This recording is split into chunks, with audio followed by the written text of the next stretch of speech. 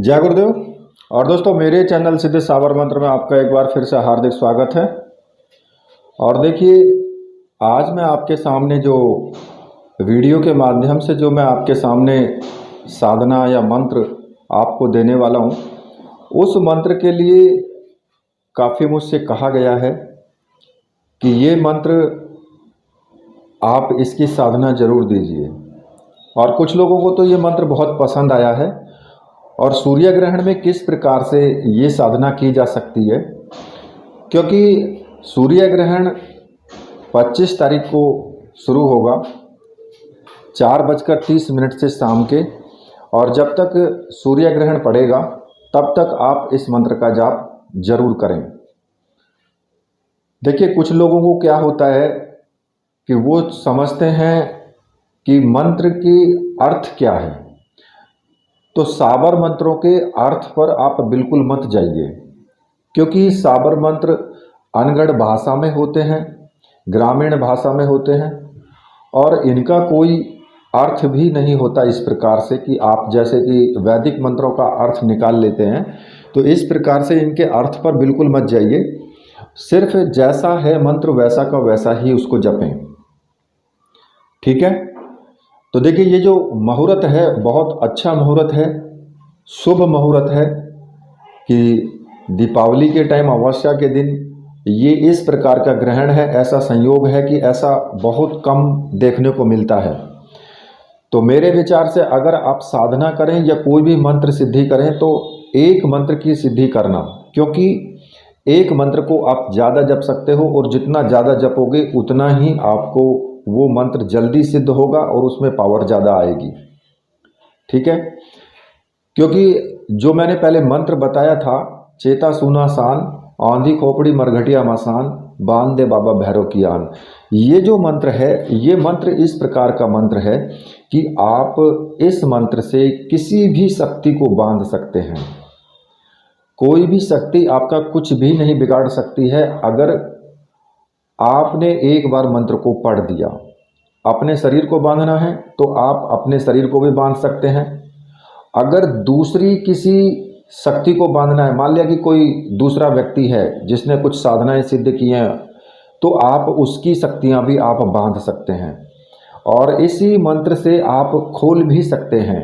अगर किसी के ऊपर किसी प्रकार का कोई ऐसा प्रयोग कर दिया गया है कि उस व्यक्ति की सारी सिद्धियां बांध दी गई हैं, उसको कुछ अनुभव नहीं हो रहा है, तो इसी मंत्र की उलट से जो पलट होती है उससे आप खोल भी सकते हैं। तो अब वो कैसे करेंगे, ये पूरा विधि विधान मैं आपको इस वीडियो में समझाने वाला हूँ, ठीक है। और देखिए, मैं आपसे एक रिक्वेस्ट और करता हूँ कि बेवजह मैसेज ना करें बिल्कुल भी। अब इस वक्त में आप अगर मैसेज करते हैं तो मैं ज़्यादा जवाब आपको नहीं दे पाऊँगा, पूरा रिप्लाई मैं आपको नहीं कर पाऊँगा, क्योंकि पूरा लिख लिख करके पूरा पेज बना करके भेज देते हैं भाई, मैं उसको पढ़ता रहूँगा तो मेरा टाइम इतना वेस्ट हो जाता है बहुत ज़्यादा। और जो लोग साधनाएं कर रहे हैं या जो लोग साधना करना चाहते हैं, केवल वही अब फिलहाल में जो मैसेज करें वही करें, और कम से कम मैसेज करने की कोशिश करें।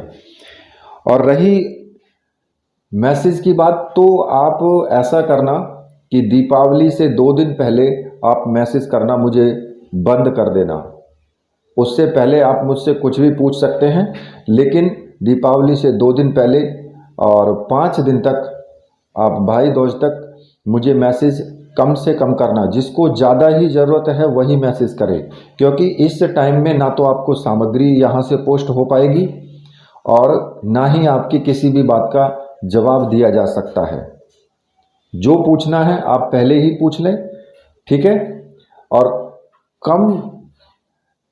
कम शब्दों में अधिक पूछने की कोशिश करें, जिससे कि टाइम कम व्यर्थ हो, क्योंकि दीपावली के टाइम में मैं भी बहुत बिजी रहूँगा, क्योंकि हमें भी अपनी साधनाओं और उन पे टाइम देना होता है। तो इसलिए मैं आपको बिल्कुल भी उसमें सपोर्ट नहीं कर पाऊँगा वहाँ पर, ठीक है। उस टाइम में मैं आपका जवाब नहीं दे पाऊँगा। अब आती है बात कि आपको एक रुद्राक्ष की माला चाहिए जो प्राण प्रतिष्ठित माला हो साबरी मंत्रों से। अगर आपके पास पहले से है तो आप उसी से आप साधना करें, ठीक है, किसी भी मंत्र की साधना कर सकते हैं। ऐसा कोई जरूरी नहीं है कि वैदिक शास्त्रोक्त या साबर मंत्र कोई सा भी हो या किसी भी देवता का हो। मैंने कई बार वीडियो में बताया, लेकिन फिर भी ये पूछते हैं जी लक्ष्मी जी का कर सकते हैं, फलाने का कर सकते हैं। अरे यार एक बार बता तो दिया, क्यों बेमतलब का टाइम वेस्ट कर रहे हो। खैर, अब आपको क्या करना है कि मैंने आपको बताया जो ग्रहण में आप साधना करेंगे, इसकी ग्रहण में आपको किस प्रकार से करना है। एक दीपक आपको लगा लेना है बस, और तेल का दीपक लगाना है। इसमें एक माला होनी चाहिए, एक आपका आसन होना चाहिए, बस। इसके अलावा आपको कोई सामग्री की आवश्यकता नहीं है। और किसी भी दिशा की तरफ मुख करके आप कहीं पर भी बैठ जाएं एकांत स्थान में, चाहे वो घर से बाहर हो, घर में हो, कहीं भी हो, कोई प्रॉब्लम नहीं है। ना ही किसी प्रकार का आपको सुरक्षा घेरा इस्तेमाल करने की ज़रूरत है। अगर करना चाहो कर सकते हो, लेकिन ज़रूरत नहीं है, क्योंकि ये खुद ही सुरक्षा का एक मंत्र है। अब आपको क्या करना है कि रुद्राक्ष की माला से जैसे ही ग्रहण पड़ना शुरू हो तो आप तुरंत ही स्नान करें, और स्नान करने के बाद आप अपने आसन पर विराजमान हो जाएं और उसके बाद माला उठाएं। सबसे पहले आपको अपने गुरु का स्मरण जरूर करना है। बिना गुरु के कहीं भी ज्ञान नहीं है। जो भी आपका गुरु है, गुरु का स्मरण करें, गुरु का मंत्र जाप जरूर करना चाहिए। और साथ में ही 21 बार सर्वार्थ साधक साबर मंत्र का भी जाप आपको जरूर करना है। वो मैं आपको बता देता हूँ, आप लिख लेना। गुरु सठ गुरु है वीर, गुरु साहब सुमरो बड़ी भात, सिंगी टोरो वन कहो मन्नाऊ करतार, सकल गुरु का हर बजे घट्टा पकड़ उठ जाग, चेत संभार श्री परमहंस। इस मंत्र का 21 बार जाप आप जरूर कर लें, ठीक है। जब आप इतना कार्य कर लेंगे तो उसके बाद आपको सीधा सीधा मंत्र जाप शुरू कर देना है। और जो मंत्र आपको जपना है वो मैं मंत्र आपको बता देता हूँ, ठीक है, और लिख करके भी दूंगा। चेता सूना सान, औंधी खोपड़ी मरघटिया मसान, बांध दे बाबा भैरव की आन। ये मंत्र है। इस मंत्र का आप जितना ज़्यादा से ज़्यादा जाप करोगे उतनी ही जल्दी ये तीव्रता के साथ में सिद्ध हो जाता है। अब इसका उलट जो मंत्र है, क्योंकि ये तो बांधने के लिए हो गया, अब आपको खोलने के लिए भी चाहिए, ठीक है। तो अब इसको कैसे करना है, इसको भी सेम उसी प्रकार से करना है। चेता सूना सान, औंधी खोपड़ी मरघटिया मसान, खोल दे बाबा भैरव की आन। यहां पर आपको खोल दे बोलना है, बस इतना ही इसमें अंतर है। और आप अगर मंत्र जाप करते हैं तो दोनों का भी कर सकते हैं और एक का भी कर सकते हैं, ठीक है। उलट करने से ही सब कुछ खुल जाएगा। अब इसमें आपको इसका प्रयोग कैसे करना है। मान लिया कि आप बैठे हुए हैं और आप कहीं पर साधना कर रहे हैं और आपको अपने चारों तरफ सुरक्षा घेरा लगाना है, तो आप चाकू लेकर के और मंत्र बोलते हुए और चारों तरफ एक रेखा खींच दें, या पानी की धारा से एक रेखा बना दें, ठीक है। बंध जाएगा आपका सब कुछ। और अगर आपको लग रहा है कि कोई शक्ति आपको कुछ ना कुछ आपका अनिष्ट करने के लिए आ रही है, या किसी ने मूठ छोड़ दी है, या किसी ने घायल छोड़ दी हुई है, या किसी भी प्रकार से आप किसी भी शक्ति को बांधना चाहते हैं, तो सिर्फ आपको क्या करना है, थोड़ी सी राख की चुटकी लें, मिट्टी उठा लें बस ज़मीन से, और सीधा एक बार मंत्र बोलें और मंत्र बोल के उसकी तरफ वो राख फेंक दें। बस समझिए कि आपका काम हो गया, शक्ति वहीं पर बंद करके खड़ी हो जाएगी, आपका कुछ नहीं बिगड़ सकता है। अगर कोई भी व्यक्ति है जो आप देख रहे हैं कि भाई सामने कोई भगत बैठा हुआ है और उसकी शक्तियां आपने बांधनी है, तो आप सिर्फ वही काम करेंगे, राख की चुटकी उठा करके एक बार चुटकी फेंक दीजिए, बस हो गया काम आपका। सारी शक्तियां वहीं पर बंद करके खड़ी हो जाएंगी, ठीक है। ये बहुत ही पावरफुल मंत्र है और ये भैरव का मंत्र है। इसमें ये ना समझे कि इसमें मसान शब्द आया है तो ये उसी किसी मसान का मंत्र है, क्योंकि जो शक्तियां हैं, भैरव जो है वो मसान रूप में भी और हर प्रकार के, क्योंकि बहुत सारे रूप होते हैं। भैरव जो शमशान के अंदर जो शक्तियां हैं, उग्र शक्तियां हैं भैरव की, तो ये सभी शक्तियां भैरव की ही हैं और भैरव ही इनके संचालक हैं। तो इसलिए आप इस तरीके से ना समझे बिल्कुल भी कि भाई मंत्र में कुछ गलती है या हम करेंगे तो कुछ दिक्कत पैदा हो जाएगी, ऐसा इसमें कुछ भी नहीं है।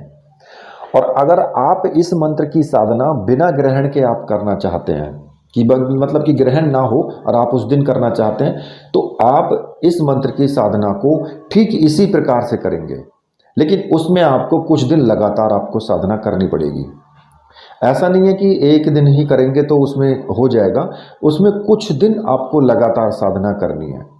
ठीक है, तरीका यही होगा सेम। आपका गुरु मंत्र भी आपको जपना है और 21 बार सर्वार्थ साधक सावर मंत्र भी आपको जपना है, और उसके साथ फिर बाद में ये मंत्र आपको जाप का जो इसका चालू कर देना है। इस मंत्र साधना को आप शमशान में भी कर सकते हैं, लेकिन वहाँ पर आपको भैरव जी से प्रार्थना करनी होगी कि आप मेरी सहायता करें, क्योंकि वहाँ पर जो शमशानी शक्तियाँ हैं सारी, कहते हैं ना कि अगर आप शमशान में बैठ करके कोई पूजा उपासना कर रहे हैं और मान लिया कि आप कोई उग्र शक्ति, ऐसी उग्र शक्ति की साधना कर रहे हैं कि वहाँ पर पूर्ण रूप से आपको लग रहा है कि भूचाल आया हुआ है, आपको लग रहा है कि यहाँ मेरे प्राण संकट में है।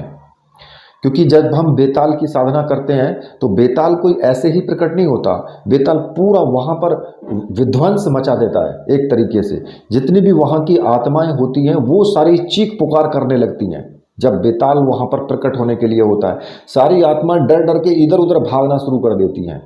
तो अब उस वक्त में, या फिर बेताल, आपको लग रहा है कि बेताल इस वक्त में उग्र है और वो पूरी तरीके से विध्वंस मचाया हुआ है, यहाँ तक कि वो पेड़ भी उखाड़ करके रख देता है। तो अब ऐसी स्थिति में आपको लग रहा है कि मैं यहाँ पर सुरक्षित नहीं हूँ, और आप चाहते हैं कि वहाँ पर प्रकृति पूर्ण रूप से शांत हो जाए, जो भी भूचाल मचा हुआ है वो सब शांत हो जाए। तो वहीं से बैठे बैठे राख, वहीं से बैठे बैठे मिट्टी उठाएं और सीधा मंत्र जपें और चुटकी उड़ा दें ऊपर की तरफ धूल में। तो कहने का मतलब ये है, जो भी वहाँ पर प्रतिक्रिया हो रही है वो एकदम से शांत हो जाएगी, सभी चीज़ें वहाँ पर बंद जाएंगी, पूरा शमशान बंद करके एक साइड खड़ा हो जाएगा, कोई भी नहीं हिल सकता है वहाँ से।